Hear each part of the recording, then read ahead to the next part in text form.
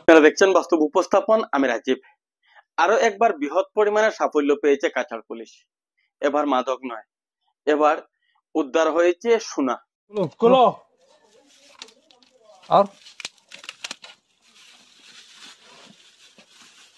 তারা হয়েছে নিজে বেলা কিন্তু মানুষ যা পুরো পুরো और का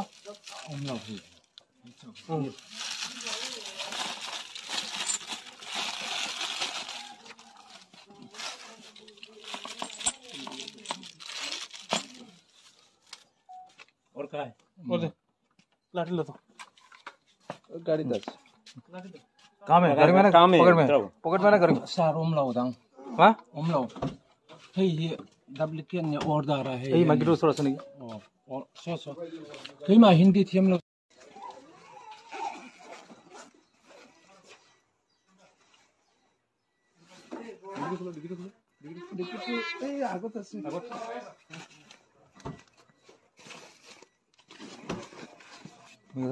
খালা সারা কোনো বাইরে মানুষ হব নরে বাইরে মানুষ হব নরে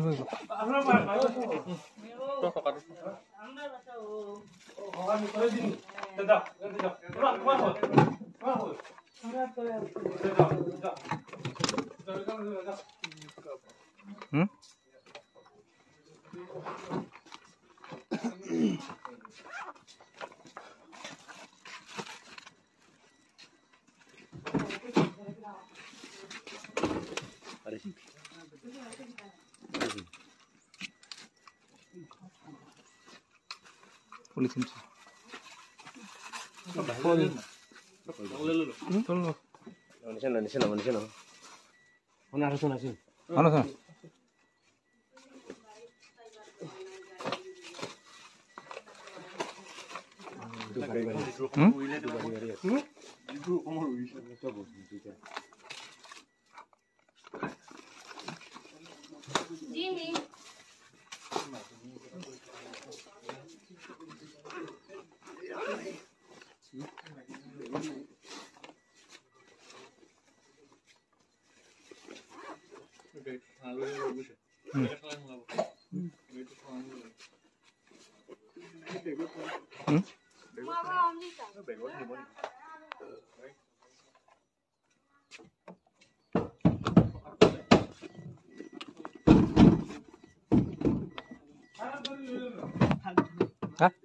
हाँ कौन गानो 100% তুমি কি ঘর সাফ করবে না না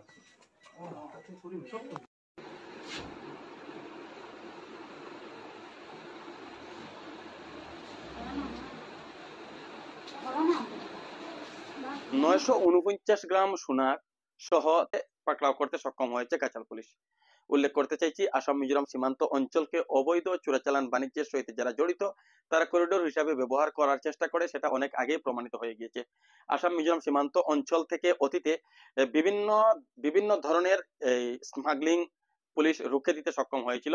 এখানে বিদেশি পাখি একসময় অস্ট্রেলিয়ার কাঙ্গারু পর্যন্ত সেই আসাম মিজোরাম সীমান্ত অঞ্চল থেকে পাকড়াও হয়।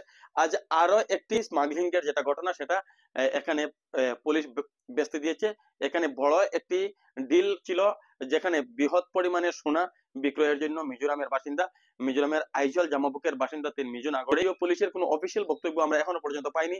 যে বিষয়টি আমরা অবগত হয়েছে সেখানে মিজোরামের আইজল জামাবুকের বাসিন্দা 3 মিজো নাগরিক 6টি সোনার বিস্কুট নিয়ে এই আসাম মিজোরাম সীমান্তের দক্ষিণ দলাইয়ের রাজঘাট গ্রামে আসেন। সেখানে সেই বিস্কুটগুলো সোনার বিস্কুটগুলো তারা বিক্রির মতলবে ছিল। তো যখন তারা সেই সোনার বিস্কুটগুলো বিক্রি করতে এখানে আসে, তার পরবর্তীতে গোপন সূত্রে সেই খবরটি পুলিশের কাছে পৌঁছে যায়। কাছাড়ের পুলিশ সুপার নুমাল মাহাত্তার নেতৃত্বে পুলিশের একটি দল তাৎক্ষণিক সক্রিয় হয়ে পড়ে, তারা অভিযানে নেমে পড়ে। পরবর্তী সময়ে দেখা যায় যে আসাম মিজোরাম সীমান্তের রাজঘাট রাঙ্গাউটি, যেটা একসময় লন্ডনী গ্রাম নামে পরিচিত ছিল, সেই গ্রামে অভিযান শুরু করে পুলিশ। সেখানে একটি বাহন, আমরা যে বিষয়টি ইতিমধ্যে ছবি আপনাদের উদ্দেশ্যে তুলে ধরেছি, সেই ছবিতে দেখা যাচ্ছে একজন মিজো নাগরিক। তো সে তারা কিভাবে উদ্ধার করেছে সেটা আমরা অবগত নই। তো বলতে চাইছি সেখানে তারা সেই যারা পাচারকারী তাদেরকে সেখানে পাকড়াও করতে তারা সক্ষম হয়। আর তাদের কাছ থেকে যখন তল্লাশি চালানো হয়, সেই তল্লাশিতে বেরিয়ে আসে একটি পলিথিনের প্যাকেটে মোড়ানো পলিথিনের প্যাকেটে মোড়ানো সোনার বিস্কুটগুলো। তো যে সোনার বিস্কুটগুলো পরবর্তীতে এখনো পর্যন্ত ইনভেস্টিগেশন চলছে। আমরা যার ওজন 6টি সোনার বিস্কুটে 949 গ্রাম। তো সেটা বর্তমান সময়কার যেটা বাজার মূল্য, সে বাজার মূল্যে 80 লক্ষ টাকা বা তার থেকে উপরে হবে, কোটি টাকার কাছাকাছি আমরা উল্লেখ করছি। তো আমরা এ বিষয়ে পুলিশের কোনো অফিসিয়াল বক্তব্য পাইনি। যেটুকু ছবি বা যেটুকু চিত্র আমাদের সম্মুখে এসেছে সেটা আমরা আপনাদের উদ্দেশ্যে তুলে ধরছি। আর বলতে চাইবো যে আন্তঃরাষ্ট্রীয় চোরাচালান বাণিজ্যের সহিত যারা জড়িত তারা কিন্তু প্রতিনিয়ত নতুন নতুন কৌশল অবলম্বন করে বিভিন্ন ধরনের তাদের চোরাচালান যেটা বাণিজ্য সেটা চালিয়ে নিয়ে যাওয়ার চেষ্টা অব্যাহত রেখেছে। সেটা অনেক আগেই প্রমাণিত হয়ে গিয়েছে। আমরা উল্লেখ করব যে অবৈধ চোরাচালানের সহিত যারা জড়িত তারা পুলিশের চোখ ফাঁকি দিতে বিভিন্ন সময় বিভিন্ন কৌশল অবলম্বন। একটা উল্লেখযোগ্য বিষয় হচ্ছে যে মায়ানমারের সহিত আমাদের দেশের যেটা সীমান্ত সেটা কিন্তু উন্মুক্তি।